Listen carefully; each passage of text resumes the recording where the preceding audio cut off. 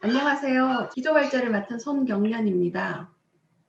네, 문화예술교육 지역화, 무엇이 바뀌고 무엇을 준비해야 하는가라는 주제로 지역 분권, 재정 분권이 실시되는 시점을 맞이하여 그동안 법적 제도적 흐름과 경향은 어떠했으며 우리는 어떻게 이 상황을 준비해 왔는지를 오늘 좀 살펴보고자 합니다. 저는 세 분의 전문가의 말씀에 앞서서 문화예술 교육과 관련한 지방 분권의 전반적인 현황과 철학에 대한 고민을 통해 물길을 여는 역할을 좀 부족하나마 해보겠습니다.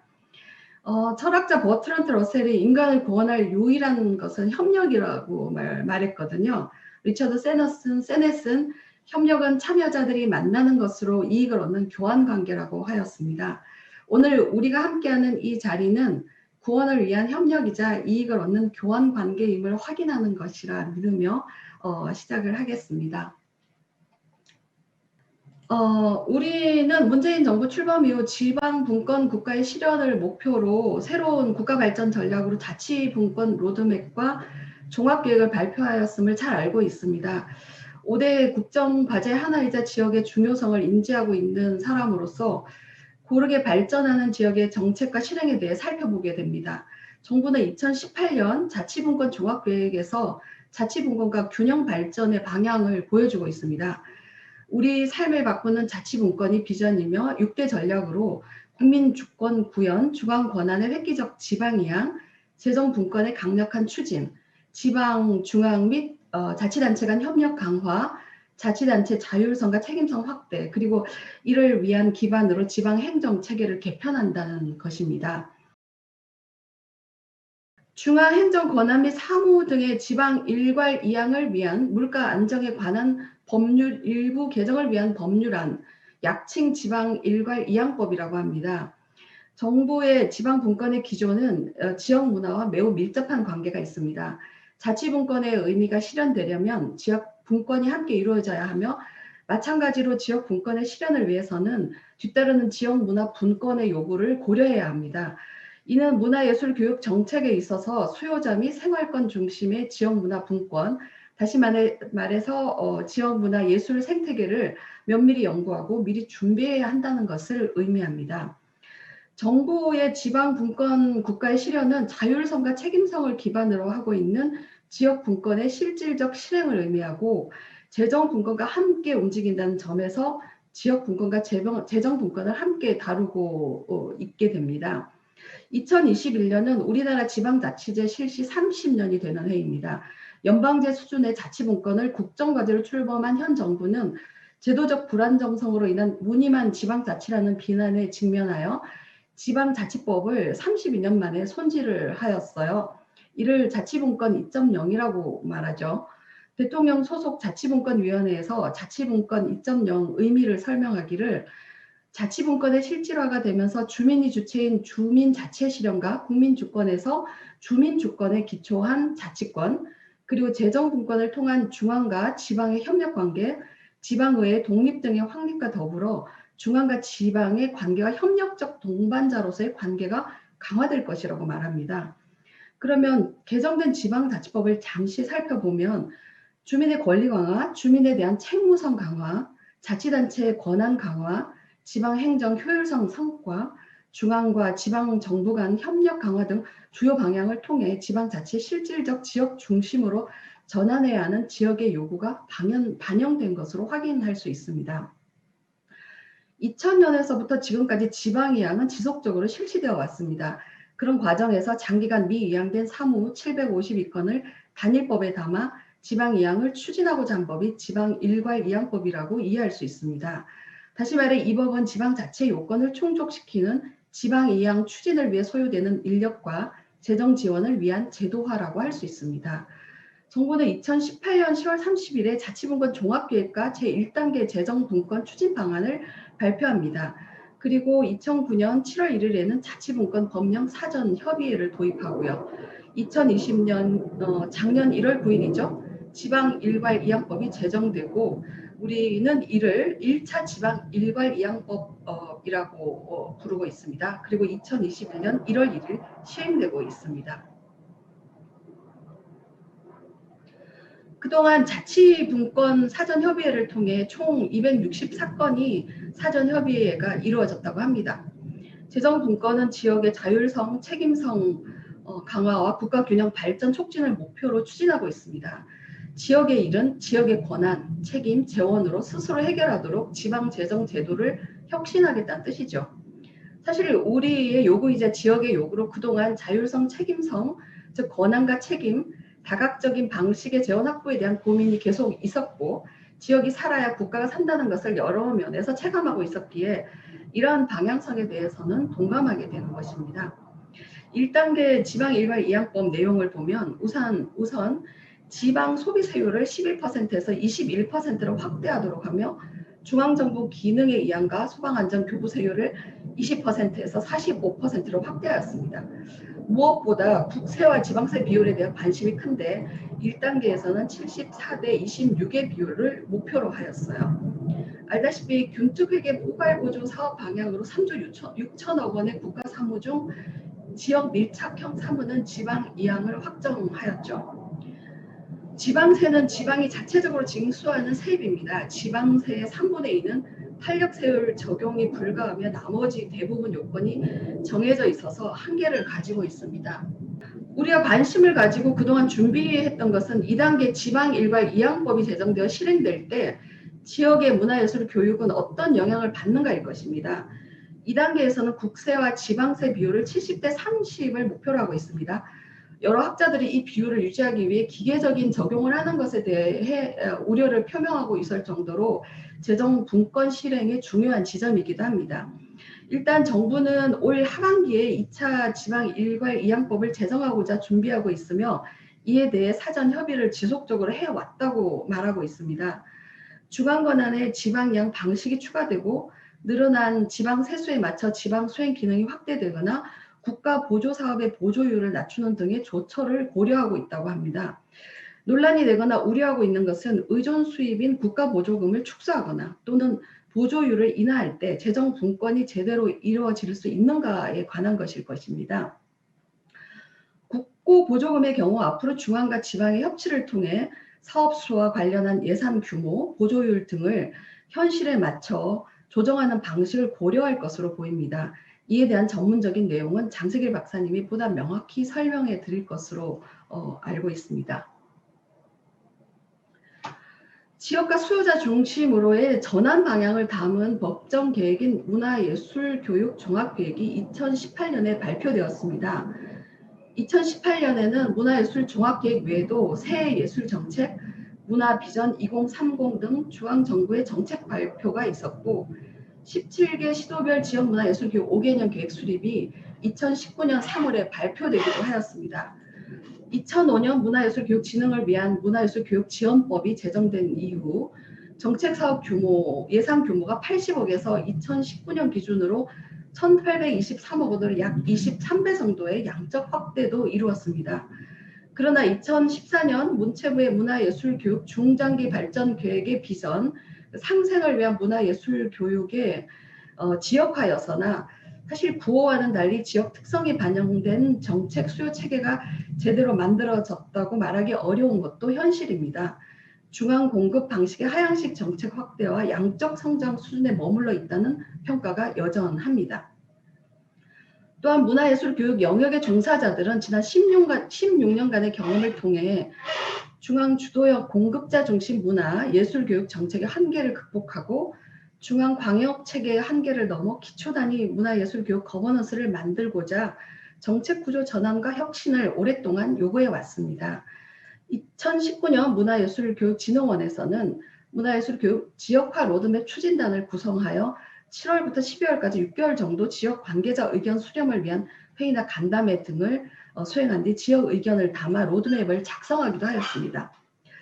알다시피 문화예술교육지원법에는 모든 국민이 자신의 관심과 적성에 따라 거주 지역 등에 관계없이 평생에 걸쳐 문화예술을 체계적으로 학습하고 교육받을 수 있는 기회를 균등하게 보장하는 것을 기본 원칙으로 제시하고 있습니다.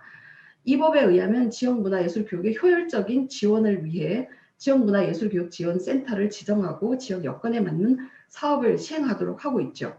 진흥원에서는 2019년 지역문화예술교육협력위원회를 구성하여 문화예술교육 정책 운영 사업을 협의하고 조정을 해서 중앙 지역 간 문화예술교육 지역 협력 체계를 강화하기 위한 시도도 하였다는 것을 잘 알고 계실 겁니다. 특히 지역 분권화 기조에 따른 중앙 지역 간 역할과 사업 조정 및 사업 조정 등을 공론화하는 등 현재 운영하고 있는 보조 사업의 개선 논의, 단계적으로 지역 중심의 문화예술 교육을 실현하는 데 필요한 중장기적 논의를 지속해 나가고 있습니다. 사실 문화예술 교육의 중요성은 현장에서 오랫동안 이야기를 해왔습니다. 고영재 선생의 삶의 시간을 잇는 문화예술 교육이라는 책에서 몇 중요한 의제를 던지고 있는데, 우리 사회의 당대 그리고 미래 인간상은 무엇이며 문화예술 교육은 우리가 기대하는 인간상에 부합되는 사람이 성장할 수 있도록 견인하는 역할을 어떻게 해야 할 것인가를 고민해야 하며 이에 대한 사회적 합의를 이루면서 정책 실현을 해야 한다라는 말을 하고 있죠. 이런 문제의식 속에서 문체부나 문화예술교육진흥원, 지역문화예술교육센터, 지자체 관련 부서, 그리고 민간 전문가들과 함께 가치와 비전을 논의해 왔습니다. 문화예술 교육 예산 중심으로 잠깐 살펴보겠습니다. 2022년에는 국비와 중앙비 매칭 사업을 완전하게 이양하는 것을 검토하고 있습니다.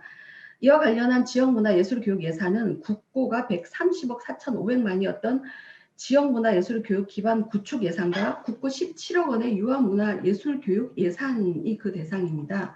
국고와 지방비의 매칭 구조를 종료한다는 것이죠. 물론 2022년에는 한시적으로 당초 편성한 국고 예산을 지방비로 전환하여 보존할 수 있는 것을 찾고 있다고 합니다. 지방 분권 논의가 오래전부터 이루어졌기 때문에 한국문화예술교육진흥원에서도 이에 대한 대응이 있었습니다. 지역문화협력위원회 발족이 그것 중에 하나라고 할 수가 있죠.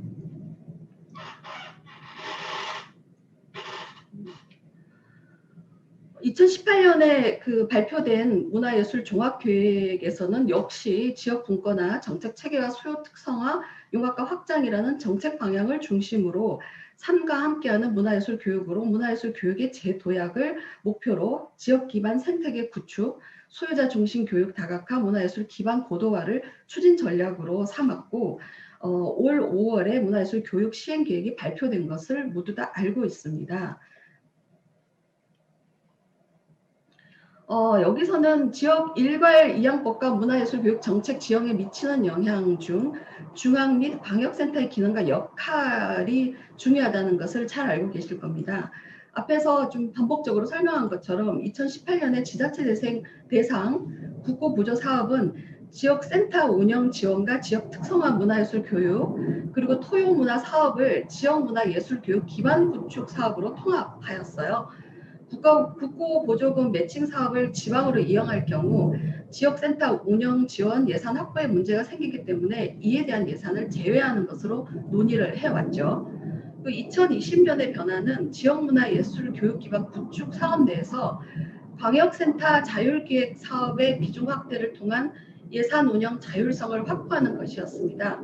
즉 자율기획 사업 비율을 2018년도 10%에서 2019년도 14%, 그리고 2020년도에는 20%까지 올렸습니다. 그리고 광역센터 기능 명시화를 위한 문화예술교육지원법 개정을 지속적으로 추진하고 있는 것으로 알고 있습니다. 따라서 현재 지역문화예술교육 정책에 있어서 당면한 문제는 사업 관리 방안, 신규 사업 계획 수립 등에 있어서 지역문화예술교육 기반 구축 등의 예산 수립이 지역 이양 준비를 위해서 함께 해야 한다는 것입니다. 중앙 및 광역센터의 기능과 역할은 이자연 본부장님이 좀 더 구체적으로 설명해 주실 것으로 보고 다음으로 넘어가겠습니다. 기초 단위 지역의 특성 수요에 기반한 문화예술 교육 추진의 토대 및 환경 조성이 생활권 단위 사업의 목적입니다. 자원의 발굴, 축적, 매개하고 자원의 성장 지원, 지역 특화된 협력 콘텐츠 개발 보급, 지역 내 문화예술 교육 인식 확산 홍보를 토대로 지역 여건에 따라 선택적으로 추가 기능 설정이 가능하도록 만들어진 것이 생활권 중심의 문화예술 교육 추진 방향입니다. 아울러 고려해야 할 것은 생활권 중심의 기초지자체 단위 추진 체계에 대한 지점입니다. 그동안 한국문화예술교육진흥원은 2007년부터 기초센터 지정 관련하여 다양한 방식을 도입, 수행해 왔습니다. 강역센터를 중심으로 문화예술 사업이 기초로 연결되는 구조인데, 강역센터와 생활권 단위 기초센터에 대한 예비 사업을 2020년부터 실시하여 지속적인 확대를 지향하고 있습니다. 지방일괄이양법은 지역 분권을 기초로 하고 있습니다. 정부는 그 의지를 국정과제로 제시하여 보여주고 있고요. 지자체의 역량이 강화되고 지역의 자율성과 책임성에 대한 요구는 점차 강해지고 있는 것이 지금의 추세입니다. 지역의 중요성은 2010년 이후부터 꾸준히 제기되었고 사회적 합의와 이론적 기반도 축적되었습니다.